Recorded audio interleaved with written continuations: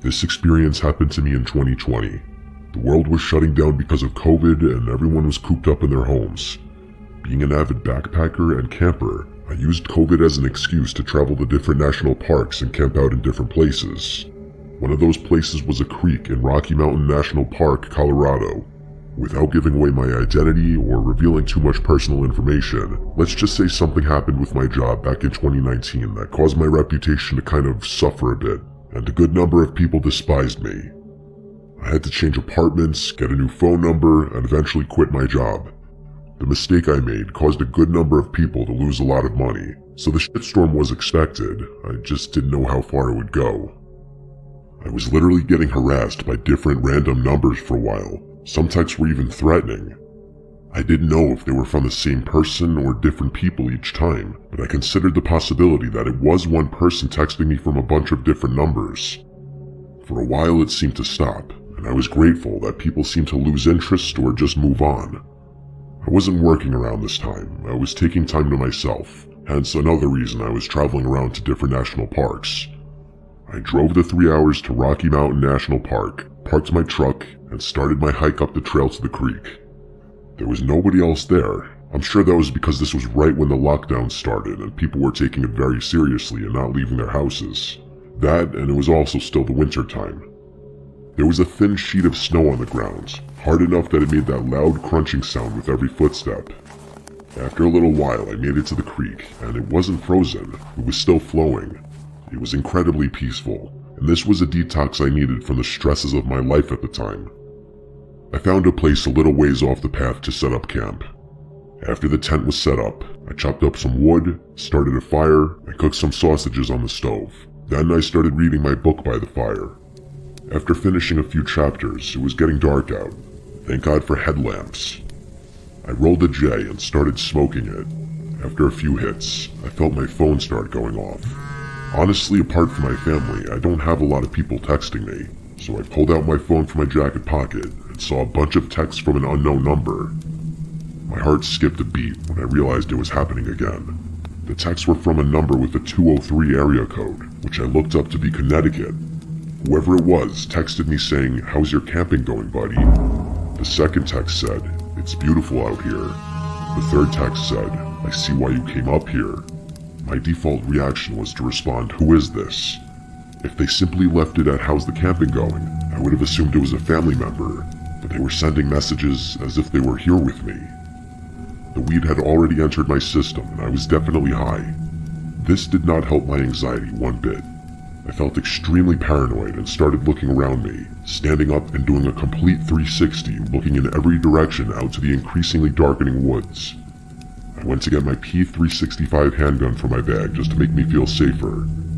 Usually I'd put a fire out before calling it a night, but as paranoid as I was feeling now, the thought of being in total darkness freaked me out.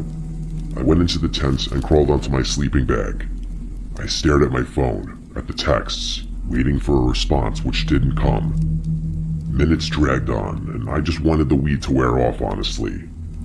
I still had my headlamp on, so I tried to continue where I left off in my book, but between being high and my mind being stuck on those texts, I was kidding myself thinking I could read. I decided to just watch YouTube videos on my phone to pass the time. I didn't feel comfortable going to sleep just yet. I was watching some murder documentary on YouTube. I know, a pretty interesting choice considering the setting, and when I least expected it, I got another text. A response to my question before. They responded, "Doesn't matter anymore." My heart started racing all over again. I replied back, "How did you know I'm camping?" But once again, no response after this. The anxiety of the situation was weighing heavier and heavier on me. Was this a prank by a friend or family member? Or was this one of those people harassing me again? But if it was the latter, how would they know I'm camping? That's the really uncomfortable part. I managed to kill an hour just watching videos on my phone, and I noticed the glow from the fire outside was growing dimmer and dimmer as the fire died down to almost nothing. In the wintertime, without the sound of bugs, the woods are dead silent apart from wind on a windy night. The second a video would stop playing, the silence would become deafening. Usually I'd embrace the peace, but my peace was completely disturbed because of these texts. Something then broke the silence. the unmistakable sound of human footsteps in the snow. They approached my tent until they were only maybe 6 feet from outside the tent. Then the footsteps stopped. I had the gun tightly gripped in my hand, ready to turn the safety off. There was suddenly a flash from outside. It looked like someone briefly shined a flashlight at the tent, or they took a picture. I had my answer soon enough. I heard the person walk away now, before their footsteps slowly faded out to silence, and as I expected to happen in the back of my mind, my phone dinged and vibrated, and that number sent me a photo. The photo was of my tent. Following that was a text that said, "Have a good night's sleep." I can't explain it, but suddenly it felt like I completely snapped out of the remainder of my high, and a bout of adrenaline and confidence overwhelmed me. I unzipped the tent and shot 2 rounds into the air. The sound of footsteps running away in the snow in the not-so-far distance told me that it worked and scared the person off, but it also disturbed me even more, that would mean they were still hiding somewhere in the distance, watching. I screamed a threat into the air and climbed back inside my tent. I believe it worked because there were no more texts and no more sounds of footsteps. I was awake for hours after, simply because the occurrence completely woke me up. I felt like I drank 3 cups of coffee. Eventually, I did fall asleep, and waking up to morning sunlight was a huge relief. Whoever followed me there was not ready for me to pull a gun. I definitely don't seem the type of person that would own a gun, and I know that. That was my first time shooting that gun since buying it, and in fact my only time to this day. Whoever had been texting me, harassing me, and apparently stalking me, apparently decided to back off when they found out I had a gun, because almost 5 years later now, and I haven't been bothered. Still, it was a nightmarish night, and I can't imagine how differently it might have turned out if I wasn't armed.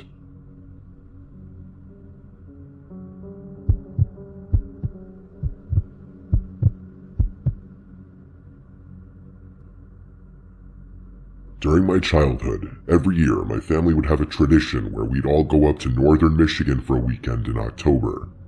Our Uncle Jim used to own a 4-acre property up there. The house on the property could fit a lot of people, with 5 bedrooms and 3 bathrooms. 2 bedrooms were set up for my cousins and my siblings, so my brother and sister in one room and our 4 cousins in another room. The other rooms were for all of our parents. My Uncle Jim has always been a big hunter and fisherman. He'd go on camping trips specifically for hunting all around the country. My dad has gone camping with him a few times, even though he's an animal lover and would never harm a fly. Part of the 4 acres that my uncle owned was a big chunk of forest. He marked a line of trees with red paint to mark the property line. Beyond that was just forest owned by the county, I don't know. The nearest house in that direction was probably miles away. Me, my brother Adam, and my cousins Jake and Joe all came up with an idea at lunch when our dads were talking about hunting. We wanted to go camping in the woods that night. Our dads were on board with it.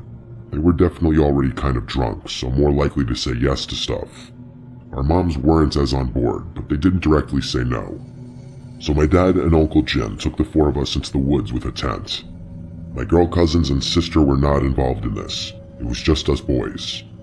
They led us into the woods, and when Joey, the youngest of us, started complaining that it's too far, they started laughing. That's how our dads are when they're together, especially when they drink. They loved messing with us as kids. Speaking of ages, I'm oldest. At the time, I was around 13. Adam and Jake were around 10, and Joe was around 9. We went beyond the property line, as there was this small clearing in the woods with a bunch of soft green, mossy-looking stuff that my uncle referred to as deer beds, I'm pretty sure. He said it was perfect for a campsite and that he's used it before. My dad and Uncle Jim kind of gave us a half-drunk lesson on setting up a tent. They made us help out so that it wasn't just them doing all of the work. It was a really big tent, big enough for 4 people, especially kids. Once it was set up, we put our sleeping bags inside. We did this during the day because obviously it was infinitely easier than doing it at night. After all of that, we went back to the house and played games outside until dinner time.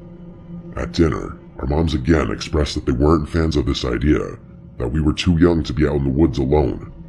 Our dads insisted that we'd be fine, and I remember my dad making a joke that we'd be close enough for them to hear our screams if something were to go wrong. It wasn't until later on that our dads led us back into the woods to the tent. We all had flashlights and extra blankets since it was cold at night. I also brought a deck of Uno cards for us to play. When we all got situated in the tent, my dad and Uncle Jim left back to the house. We were suddenly alone in the woods. Honestly, we weren't as close to the house as you think. We were deep enough into the woods where you couldn't see any light from the house. We started playing Uno for a while. I'd say half an hour at least. Playing Uno is actually a really good time killer. It passes the time really well. The tent was lit up by our flashlights arranged in a circle. All was fun and swell, until we heard a scream in the distance. It sounded like a girl's scream. We all went silent and looked at one another with the same faces. I then remembered that Fox's screams sound like the scream of a woman, so I told everyone that. I saw how freaked out Joe was especially, but my